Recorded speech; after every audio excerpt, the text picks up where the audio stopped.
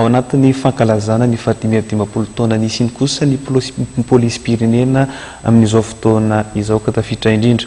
Ao anatin'izany fankalazana izany ary ny fanomezan-drano maimam-poana izay nototosain'ny fianakaviben'ny polisy-pirenena tetsy amin'ny HCR tamin'ity androany ity. Aina, io no teny entin'ny polisy-pirenena malagasy hanamariana ny fankalazany ny fahadimy taona amin'ity taona ity. Polisy misa 300 no nanome raha maimam-poana ho an'ny hôpitaly HCR. Natomboka androany ny hetsika ary toray ampitso ka ny 50 no natao androany ary ny 50 ambiny kosa atao raha ampitso.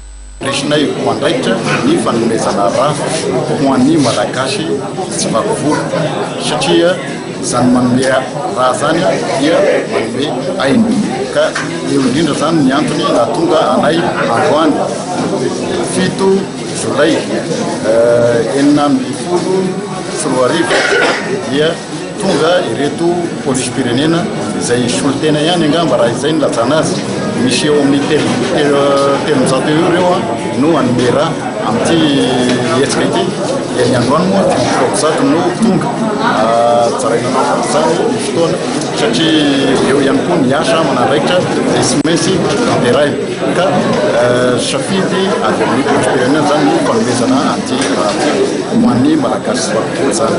Nanomboka tamin'ny fahaefatra volana Martsa ny fanokafana ny fahadimy taona ny polisy-pirenena tamin'ny alalan'ny fitoam-pivavahana.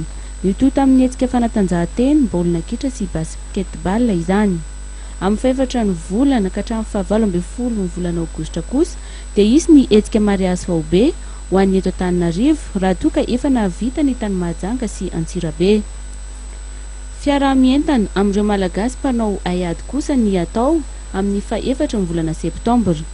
Itoy amin'ny varavarana misokatra kosa ny fankalazana ny fahadimy taona amin'ny faha-17 ka hatramin'ny faha-19 ny volana Septambra izay atao amin'ny Parvis lapan'ny tanàna Analakely izay ahitana famelabelan-kevitra sy ady hevitra momba ny polisy sy ny andraikitra ary ny adidiny.